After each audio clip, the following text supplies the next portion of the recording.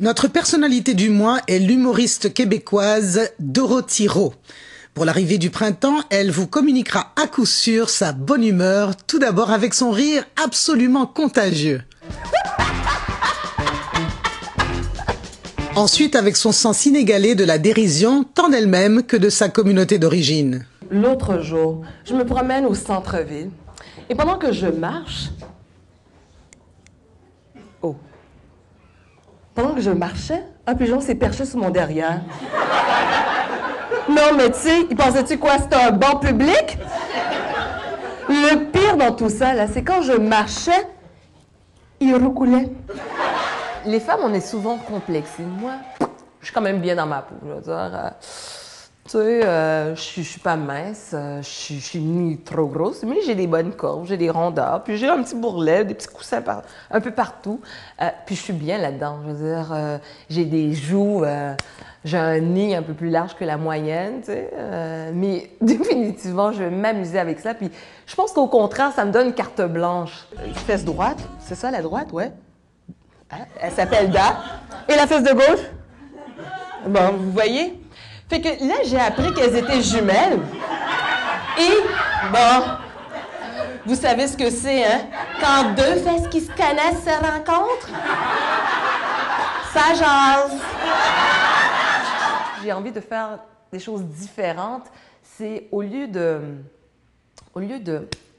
piocher sur la communauté haïtienne, c'est-à-dire jouer encore avec les mêmes préjugés, comme « Hey, l'autre jour, j'ai vu un noir courir, puis c'était la police qui était derrière. » Non, moi, j'ai pas envie de faire ça. Moi, j'arrive, c'est comme « Black Power ».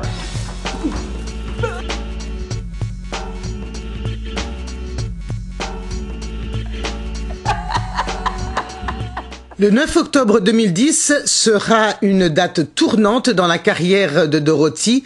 En effet, l'humoriste Boukhar Diouf lui offre de faire sa première partie au Jésus en proposant un numéro sur la tragédie du tremblement de terre en Haïti, le fameux Goudou Goudou.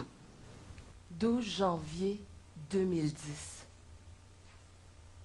Date du tremblement de terre en Haïti. Les Haïtiens l'ont appelé le Goudou Goudou. Goudou Goudou.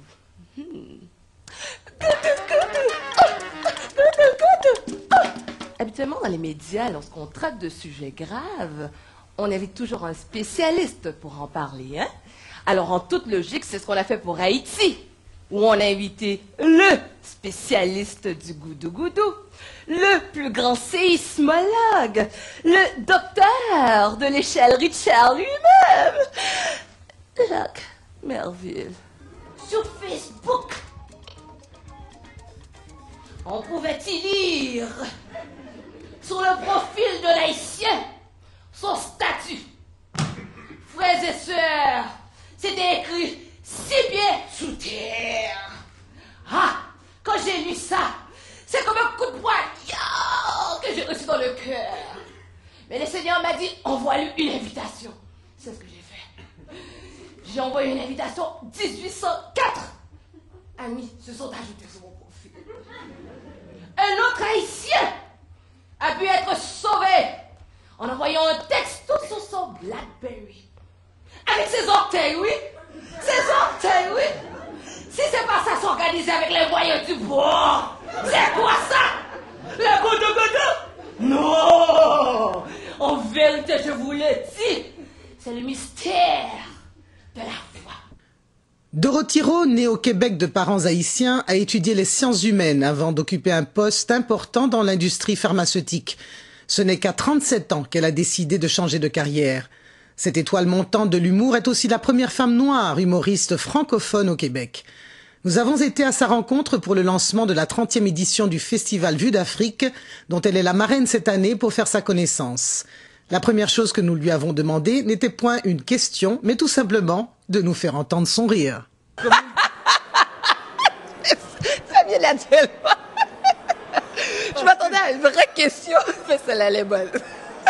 Parce que quand j'ai entendu votre rire la première fois, je crois que rien que ça, je crois que c'est une marque, n'est-ce pas, de Dorothy Rowe. Mais tu sais, ça me cause beaucoup de problèmes hein, jusqu'à présent. Hein. Ma mère me dit que je ris trop fort. Dorothy Rowe rit fort et son rire est contagieux. Quant à son humour, il est caricatural et basé sur l'autodérision, formule rare chez les femmes noires. Tout commence par moi, l'autodérision. Je peux rire de mes cheveux, comme là présentement, on s'entend, hein, 9,99 en passant. Et ça commence comme ça. Je commence par moi-même, je parle de mon histoire, je parle de mes défauts, je parle de cette femme. Et du dada. Du dada. Oh! Franchement, là, un petit chaud. Le dada. Ça c'est vu d'Afrique. Hein? Les jumelles. Les jumelles. Le mont Himalaya, bon, comme je suis au Québec, Mont-Royal, non, c'est un petit peu plus haut que le Mont-Royal, tu sais.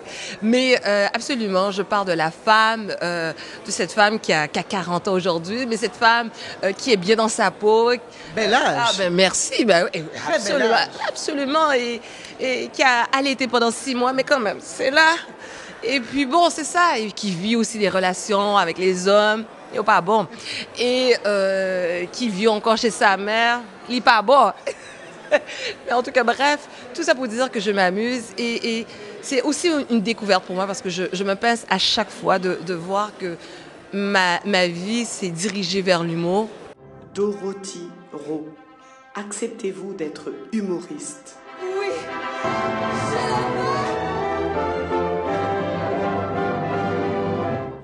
On sait tous pourquoi il y a des femmes blanches qui fantasment sur les hommes noirs. Tu le sais, toi, hein? Eh, me regarde, hein? On sait pourquoi, hein?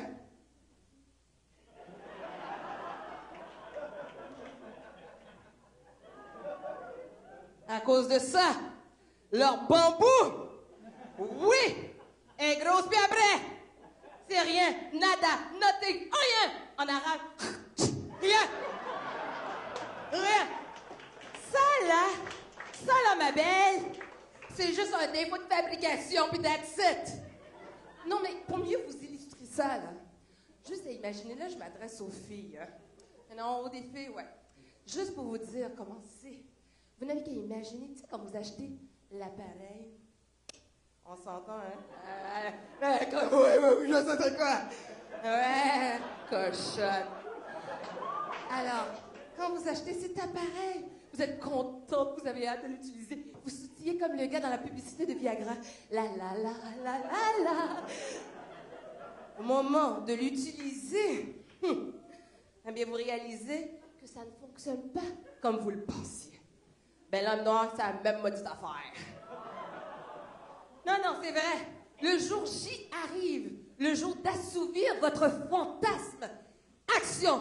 N'oubliez pas, l'homme noir fait toujours le même pas. Grouiller. Alors, il commence à grouiller. Mais les pousse aussi son petit cri, son grognement jouissif. Là, vous capotez, vous dites, bon, OK, ça a l'air de ça, tu sais. Mais là, vous le regardez, puis quand vous le regardez, vous voyez ces belles babines oises, sa tablette de chocolat aéro. Pas les orteils, hein? Pas les orteils, non. Ça, là, on garde ça sous les draps. Et si vous changez de position, hein? Si vous changez de position, laissez sur les draps, mais aussi en dessous des oreillers, ces orteils. À moins que vous aimez les films d'horreur. Alors, le gars, il continue.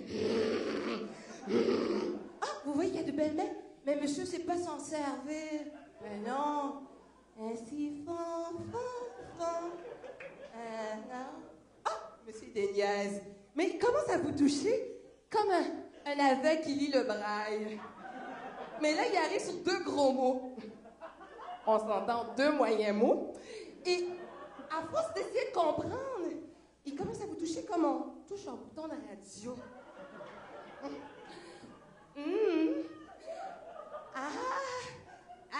Ouch! Ah là, vous venez de donner le signal de départ. Le gars, il monte au 7e ciel. Il se roule. Il est content. Et c'est là que vous allez voir l'homme noir dans toute sa splendeur. Quand il va pousser le cri.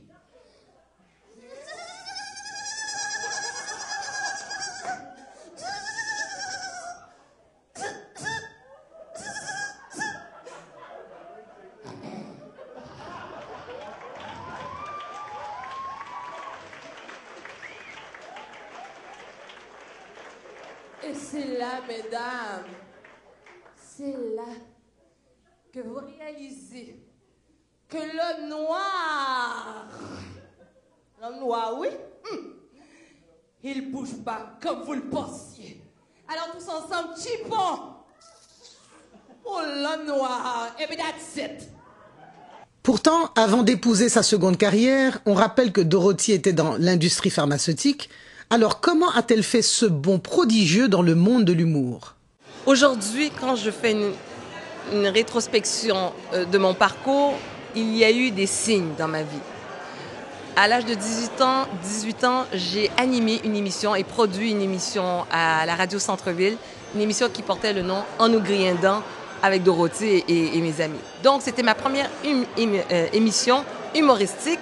Et suite à cette émission, j'ai rencontré un producteur qui a voulu que je présente un numéro d'humour lors de l'entracte du groupe Bookman Experience. Donc, j'avais quoi? 18 ans, 20 ans. 17 ans plus tard, la vie me ramène à l'humour. Comme je vous disais, Stéphanie m'en parlait souvent. Je rencontre François Havard qui me dit « Tu devrais prendre des cours du soir à l'École nationale de l'humour juste pour voir. » 5 ans plus tard, je décide de prendre ce cours. Pourquoi? Parce que, je vais vous le dire, un jour, je donnais le bain à mon fils et là, j'ai pris la serviette de bain et j'ai lancé la serviette de bain sur la pôle. Et la serviette de bain a tombé, mais je l'ai attrapée, mais elle est tombée sur ma tête. Et mon fils, il riait. Mais il riait tellement, il avait des larmes. Il avait quoi, 3 ans? Et là, je me dis, my God, si je peux faire rire un enfant, le faire pleurer, je me dis, peut-être je devrais avoir peut-être la chance avec des adultes, pourquoi pas? Alors, j'ai commencé à réfléchir et j'ai dit, bon, tu sais quoi, je vais aller prendre ce cours du soir. Je suis allée. Le 6 avril 2010, je suis montée pour la première fois sur la scène, où on voit ce numéro sur le dada. Et pour moi, ça a été mon baptême. Et j'ai dit, non, Dorothy, c'est là que tu dois rester, c'est là ton chemin. Chris, qu'est-ce que tu comprends pas que le message qu'on te dit, là, c'est là que tu dois être. Alors, depuis, je suis dans l'humour. Est-ce que vous êtes heureuse de cette... Mais regardez mon visage. Je rayonne. Ah ben oui, je suis heureuse. Mais ça doit être quand même difficile aussi oui. Dans cette société, surtout que justement, peut-être, est-ce que c'est un rêve pour vous d'être nominé au fameux gala des Oliviers qui aura lieu en mai prochain? C'était un rêve, jusqu'au jour où j'ai rencontré Francis Reddy qui m'a dit, tu sais, pour moi, tu es déjà une nominée, tu es déjà la découverte de l'année. Donc, j'avais ce rêve quand j'ai commencé, mais maintenant, aujourd'hui, ce n'est plus mon rêve. Mon rêve, c'est vraiment de parcourir la francophonie. Et vous savez, mon nom de famille, c'est Ro, donc je vise Wo. alors, je travaille vers cette voie-là. Et oui, c'est pas facile, c'est toujours des défis. Et je pense que c'est ça qui stimule aussi. Quand on est dans une zone de confort, on s'assoit sur ses acquis, il n'y a plus de créativité. Quels sont les obstacles que vous rencontrez en tant que femme dans cette société et de l'humour aussi? Les obstacles que je trouve, c'est surtout en tant que mère que je rencontre parce que je suis maman d'un jeune garçon, donc je dois me déplacer. Alors, vous savez comment sont les enfants, si on n'est pas là, c'est la fin du monde. Donc, c'est surtout en tant que mère que je vis ces obstacles. Mais en tant que femme, je pense que, au contraire, c'est un avantage. Et encore plus d'être une femme noire, c'est un plus, je veux dire. Il faut miser sur ces désavantages qu'on voit, mais comme un plus. Et c'est ce qui m'a charmée d'ailleurs quand j'ai vu. J'ai pas encore eu la chance de vous voir en spectacle. J'attends ça avec impatience. J'ai toujours dit, je suis là pour rester. Donc si c'est pas maintenant, c'est dans 5 ans, il n'y a aucun problème, je serai là. Oui, même pas vous les temps tout le temps ça, non même. Non, on va venir. Été ça, peut-être cet automne. Je vais pas en dire plus. Il va y avoir quelque chose de très chaud. Alors, justement, il y a d'abord cette autodérision qui est absolument extraordinaire et qui n'est pas commune du tout à notre peuple. Les Haïtiens, avant de rire d'eux-mêmes, ils sont plus aptes plutôt à se mettre de l'avant. Oui, tout à fait. Ou alors à se taire, parce qu'il y en a beaucoup de complexés, malheureusement. Et vous avez réussi à naviguer quand même entre deux identités. Et quand je vous vois sur scène, enfin, c'est tellement... Ça me fait tellement rire. C'est-à-dire que... Rien que d'y penser... Et vous savez que je ne ris pas. Je ne ris pas facilement. Non, mais il faudrait que je prenne une photo de ça. Non, mais c'est ça que je trouve au contraire. J'ai trouvé, c'est-à-dire, le dada, j'ai trouvé ça extraordinaire. Et votre dérision à propos de la couleur noire, des hommes noirs qui ne savent pas danser, j'ai trouvé ça extraordinaire. Oui. Mémère, c'est une autre dimension parce que là, carrément, non seulement elle se moque de vous, mais là aussi, Mémère, elle est extraordinaire parce qu'elle a... Elle charrie aussi toute cette éducation qui est léguée par les grands-parents et on voit aussi le respect que vous avez de ces familles qu'on appelle les potomitans. Oui, donc, tout à fait. Mémère a un regard aussi assez incisif sur la société québécoise. Absolument, ça fait plus de 40 ans que Mémère est ici au Québec, donc c'est sûr qu'elle a son mot à dire. C'est une femme qui n'a pas sa langue dans sa poche, elle a un côté très autoritaire et elle fait souvent des parallèles avec la culture, l'histoire d'Haïti et le Québec ou la société québécoise, mais je dirais même plus aussi les Occidentaux. Donc, et c'est ça qui est intéressant parce que ma mère, elle n'a pas peur de dire certaines choses. Que, contrairement à Dorothy qui serait peut-être hésitante, mais dans la bouche de ma mère, c'est acceptable. Oh, quand j'entends dans les nouvelles qu'on parle de fusillade, de cocktails mal au corps, j'ai des douleurs dans tout le corps. Bon, ça fait mal, c'est qu'on dit on recherche un jeune de race noire. Bon, qu'est-ce que ça veut dire? Que le jeune était habillé en noir? Ou que lors du crime, qui faisait noir? Il ne dit jamais qu'un pédophile de race blanche a été arrêté. Ou encore, un conducteur de race blanche a heurté un piéton. Par contre, quand c'est un boxeur de race noire qui devient champion du monde, c'est un Québécois. Bonjour, chers nouveaux arrivants, et bienvenue dans ce beau pays qui est le Canada. Alors, je suis Mémère, votre professeur de français, et sortez vos stylos, feuille papier, on fait la dictée. On commence. Prière. Prière de ne pas prier. Français, langue première, considérée comme langue seconde. Anglais, money talk. Juif, minorité en majorité au pouvoir. Attention, un mot très difficile. Laïcisation. Déclin de l'histoire du Québec. Minorité visible. Qu'est-ce que vous faites là? Mais non, il n'y a pas de case à cocher. C'est une dictée, pas oublier. Minorité visible. Crucifix. Âme chrétienne interdite en classe. Musulmans. Minorité en voie de développement. Au pouvoir. Accommodement. Attention, oui. Accommodement. Accommoder des accommodements sans s'accommoder. Et pour finir, le dernier mot, intégration. L'important, c'est de participer. Alors, finissez ça là, ramassez ça, donnez-moi ça, j'amène tout ça à la maison et la semaine prochaine, je reviens avec les résultats. Merci. Si Dorothy Rowe est une humoriste hors pair, elle véhicule aussi des messages importants à travers ses spectacles en jonglant avec l'humour sur des sujets graves comme le tremblement de terre de 2010 en Haïti ou encore lorsque Mémère devient porte-parole d'Handicap International pour la campagne contre les mines antipersonnelles. Une prothèse, c'est multifonctionnel. C'est pratique pour cuisiner. On peut piler le mil avec une prothèse. On peut faire aussi du sport avec une prothèse. Mais oui, du golf, baseball. Mais on peut surtout se déplacer avec une prothèse, comme ceci. Et la première fois que j'ai vu ça, j'ai peur. Mais c'était mon neveu. Quand j'ai vu mon neveu, je croyais que c'était Pinocchio. Il ressemble avec une marionnette. Mais grâce à Handicap International, il peut vivre debout. Ah oui, ça c'est une grosse affaire, vivre debout. Je suis fière de mon neveu. Il est courageux. Et il faut le dire, il faut l'expliquer à tout le monde. Parce que vous savez, il y a environ 500 millions de personnes handicapées à travers le monde.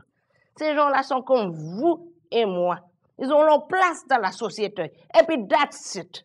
Et surtout avec Radio-Canada, entre autres, qui, je sais pas, dans cette catastrophe, ont toujours le don de trouver l'haïtien le plus propre pour leurs entrevues. Évidemment, le tout se déroule dans un français impeccable. Hein? Pouvez-vous nous dire ce que vous avez ressenti lors de ce tremblement de terre en quelques mots, ou encore le goutou-goutou? Dieu se fait par ce fait. Ce fut un tremblement de terre spectaculaire. Les routes étaient fêlées, les maisons étaient fêlées. Bon, enfin, dans toute la capitale, beaucoup de fellations. Il fallait voir la taille de ces fellations. Pour moi, c'était important de parler des médias parce que je n'aurais pas pu faire ce texte sans parler des médias. Parce que c'est via les médias qu'on a su ce qui se passe en Haïti. Cette fille qui souffre, qui hurle de douleur. How do you feel? Aïe, aïe! On est en Haïti. Oh ouais! Maman, Dieu dans le ciel là! Et Anderson Cooper. So you can see and feel the pain of this strong and beautiful girl.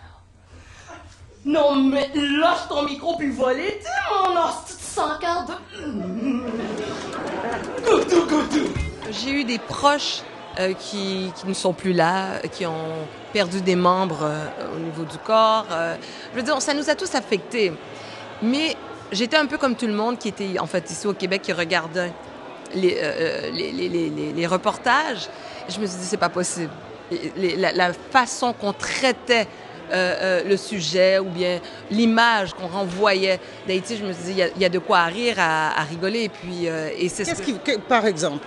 Ah non, mais moi, ça me faisait rire de voir, par exemple, Anderson Cooper, qui est là, dans les décombres, dans les débris, sur le toit d'une maison, tout fier, hein, et de voir une femme qui est prise sur les décombres, mais qui est en train de filmer la scène, et que les gens qui sont là avec une louche, hein, une spatule, en train de frapper sur la brique, ouais, c'est sûr que la femme, elle a eu le temps de mourir au moins 10 fois, mais lui, il est là en train de commenter. Vous voyez, un peuple vaillant, un peuple résilient, ils sont en train d'essayer de l'aider à sortir de là, mais pourtant, il ne faut rien.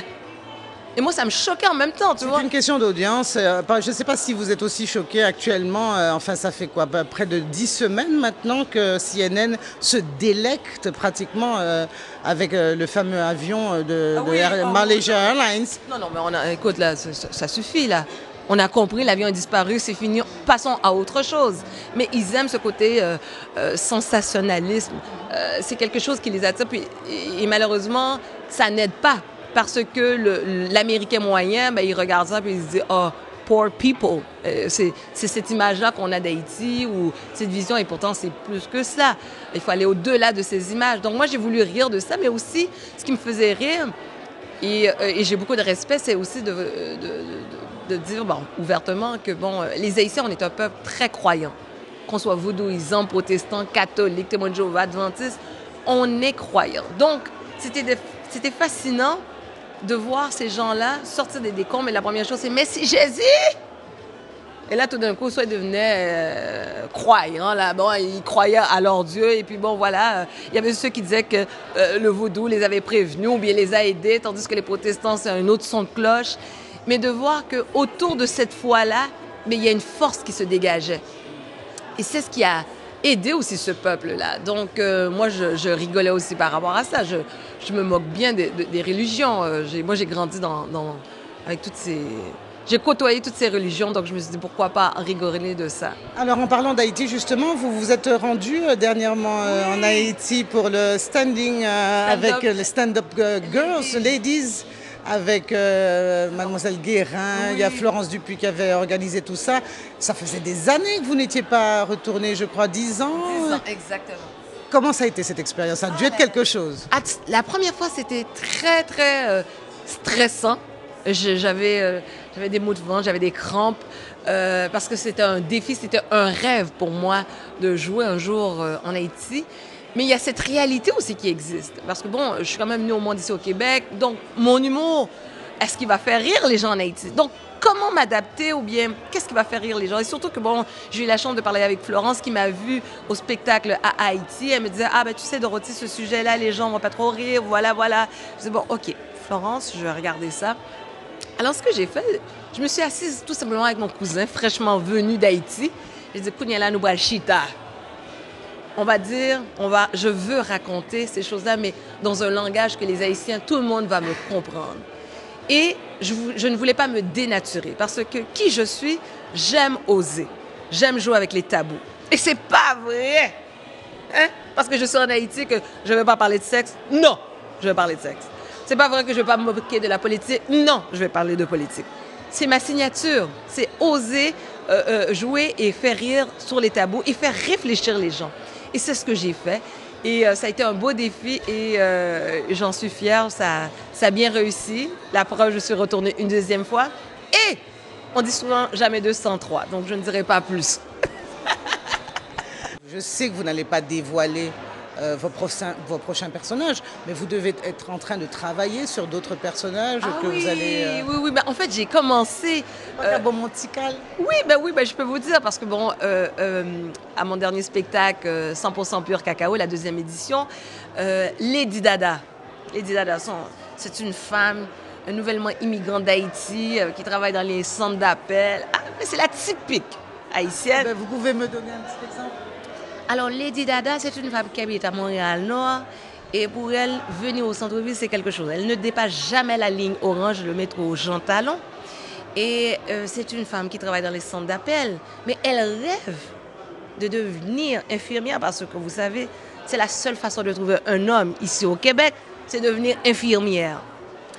Et donc, ça, c'est Lady Dada. Il y a aussi mon pasteur, Dieu seul me voit. Ah, Dieu seul me voit veut dire beaucoup de choses, oui. Je n'ai pas besoin de vous dire qu'est-ce que ça veut dire, Dieu seul me voit. C'est un pasteur qui aime l'argent, qui prêche l'argent, qui aime les femmes aussi. Hein? Le baptême, c'est un moment important, mais exclusif, juste aux femmes, hein? Le baptême. Alors, il y a Dieu seul me voit qui a pris place cette année. Et déjà, je mijote sur un autre personnage pour l'année prochaine. Mais en fait, vos personnages, mis à part la dérision, l'autodérision et également l'humour sur les différents sujets, vous êtes quand même profondément inspiré par la culture haïtienne. Absolument. Oui. Écoutez, même si je suis née ici, je vis dans cette culture haïtienne. Oui, il y a peut-être certains proverbes haïtiens que je ne connais pas par cœur, mais elle est en moi, cette culture haïtienne. Je peux pas la délaisser. Je me nourris de cette culture. Chaque jour, il y a quelque chose à apprendre. Moi, j'ai toujours dit, avoir été en Haïti, là, ma tête exploserait parce que pour moi, Haïti, c'est une pièce de théâtre ambulante. Chaque individu est un personnage en soi.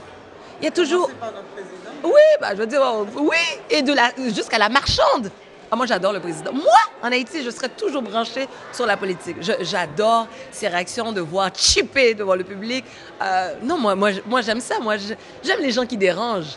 Et comme je disais, l'échange qu'on peut avoir aussi avec les marchandes, les boss qui travaillent à la maison, je veux dire, même au sein de notre propre famille.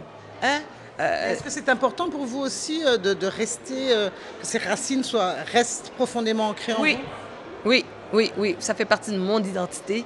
Et je pense que c'est ce qui fait aussi que je me démarque des autres. Cette culture haïtienne, elle est en moi, avec une couleur québécoise. Donc, quand je vais à Vancouver ou quand je suis devant un public entièrement québécois, ils découvrent la culture haïtienne aussi à travers moi. Je vais arriver avec mes mimiques. Si je dois chipper, moi, je ne vais pas sacrer, je vais chipper d'abord. Tu sais, avant de sacrer, tu sais. Alors, ils vont le découvrir. Moi, j'arrive sur scène, mais je suis une fille coquette parce que j'ai grandi comme ça. La femme haïtienne, elle est comme ça depuis qu'elle est toute petite. Tu ne peux pas arriver. Moi, ma gérante est rien. Je dis, ça me prend de la crème, je ne peux pas arriver. Les coudes blancs, parce que les gens, ils vont fixer uniquement mes coudes. Donc, mais elle, c'est quelque chose. Mais ça fait partie de mon éducation. Donc, quand les gens me voient arriver, toute coquette, et surtout, on dit souvent qu'il y a un problème pour une femme d'être coquette ou d'être bien mise et de faire de l'humour. Comment? Il faut que j'arrive comme si j'allais sortir les vidanges? Non. C'est pas comme ça que j'ai été éduquée. Hein? Ça marchera pas. Donc, il le voit et je ne peux pas m'en défaire. Mais je ne reste pas uniquement au niveau de la culture haïtienne, qui d'abord, bon, ça c'est sûr que c'est la priorité, mais j'aime aussi m'étendre sur la culture black. Parce que quand je suis allée au Sénégal,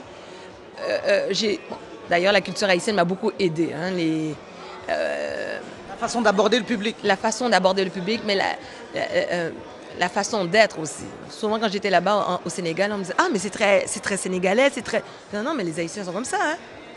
On parle de cette manière-là, on a cette attitude, on bouge avec le corps, on va s'exprimer comme eux autres. Donc, c'est sur ça que je me suis basée pour construire mon numéro au Sénégal et qui a été, grâce à Dieu, un succès. D'ailleurs, je dois retourner au Sénégal aussi. Et puis c'est ça, donc non, je ne vais jamais me défaire de ma culture haïtienne. Dorothy, merci infiniment pour vraiment ce grand plaisir de vous rencontrer. J'espère que ce n'est pas la dernière fois. Non, vraiment pas. Là, je suis très honorée, franchement. Là, je pourrais dire dans ma vie, j'ai eu une entrevue avec Nancy Rock, oui, attention, oui. J'espère que ce n'est pas la dernière. En tout cas, ça a été vraiment un plaisir. Et j'aimerais vous demander quel serait le dernier mot pour tous les milliers d'internautes qui vont vous... Ça, là, cette vidéo-là, elle va avoir des touches. Ah ben, écoutez, moi, j'invite le public à me découvrir. dorothiro.com, Facebook aussi, Twitter également. Mais surtout, c'est ça, j'ai hâte de vous rencontrer. Moi, j'ai toujours dit, je suis une fille très abordable, très sociable. Donc, si on me croise dans les rues, si on me voit après un spectacle, je vais toujours voir les gens. N'hésitez pas à venir me voir. Belle Timoun, pas manger nous. Alors, j'aime toujours parler avec les gens. Donc, venez me voir, on va échanger. Ça me fait un grand plaisir.